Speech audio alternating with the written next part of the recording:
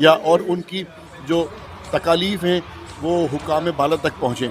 नस इहो कदम जेको आहे इहो काफ़ी साल पहिरीं माण्हुनि खे खणणु घुरिजे हा, पर ख़ैर छा चवंदा आहिनि त देरि आहे दुरुस्त आहे।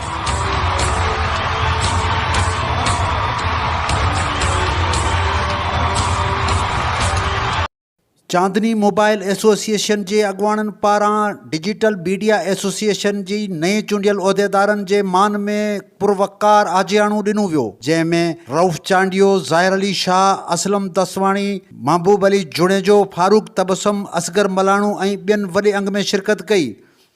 चांदनी मोबाइल एसोसिएशन के अगवाणनि सदर मोहम्मद अमीन मेमण, साकब सूमरो, इरफान शेख, गुल हसन, मोहम्मद अली कुरैशी ऐं ॿियनि पारां गुलनि जा हार पाराए नए चूंडियल उहिदेदारनि खे सिंधी सकाफ़त जूं अजरकूं ओढायूं वियूं।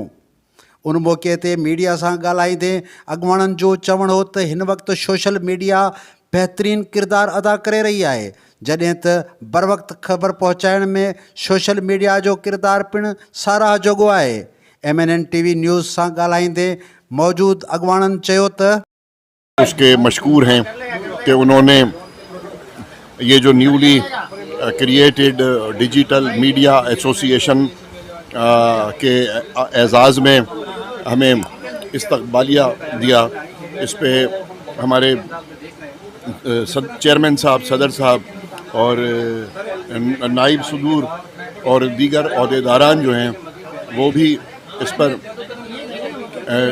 शुक्रिया अदा करते हैं। बेसिकली सोशल मीडिया तो इस वक्त रीढ़ की हड्डी का रोल प्ले करता है और ये जितने भी मीडिया हैं जिसे उर्दू में अबलाग कहते हैं, ये अबलाग जो है उनमें इस वक्त सोशल मीडिया जो है वो फास्टेस्ट जो है वो मीडिया है लोगों तक पहुंचने के लिए। बिस्मिल्लाहिर्रहमानिर्रहीम, अस्सलाम वालेकुम। मुंहिंजो नालो मुख्तियार अहमद कुरैशी आहे ऐं आउं रहनुमा आहियां डिजिटल मीडिया एसोसिएशन जो। इहो कदम जेको आहे इहो काफ़ी साल पहिरीं माण्हुनि खे खणणु घुरिजे हा, पर ख़ैर छा चवंदा आहिनि त देरि आहे दुरुस्त आहे। तमामु बहितर क़दम ऐं तमामु जल्द क़दम खयों वियो, ईअं खणी चइजे, छो जल्द इन तरह सां त जंहिं शइ जी ज़रूरत हुई ऐं बिल्कुलु निड़ीअ ते ईअं आयो त उहो कमु थी वियो। जंहिं शइ जी ज़रूरत कुझु साल पहिरीं हुई उहो क़दम खटिजे हा त हीअ जेका कूड़ियूं ख़बरूं हलंदियूं आहिनि इन मथां कंट्रोल रहे हा। पर बहरहाल हिन वक़्तु जेका शइ ॾिसूं पिया उहा इहा त अॼु जे दौर में हर घर में सोशल मीडिया जो अमल दख़ल तमामु घणो आहे ऐं उन जे मथां कंट्रोल हुजणु तमामु ज़रूरी आहे।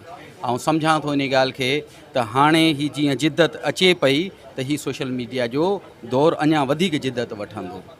ओहदेदारान हैं, उनके एजाज़ में मुख्तलिफ़ तिजारती तंजीमों, NGO, दानिश्वरों की जानिब से इशाइया व इस्तकबालिया दिए जा रहे हैं, जिसमें से आज चांदनी मोबाइल मार्केट की यूनियन की तरफ से एक इशाइया दिया गया है। हम इनका शुक्रिया अदा करते हैं तहे दिल से पूरी यूनियन का कि इन्होंने हमारे जो डिजिटल मीडिया एसोसिएशन है उनके तमाम ओहदेदारान को एक खूबसूरत जो है इस्तकबालिया दिया है। मैं इनका तहे दिल से शुक्रगुजार हूँ।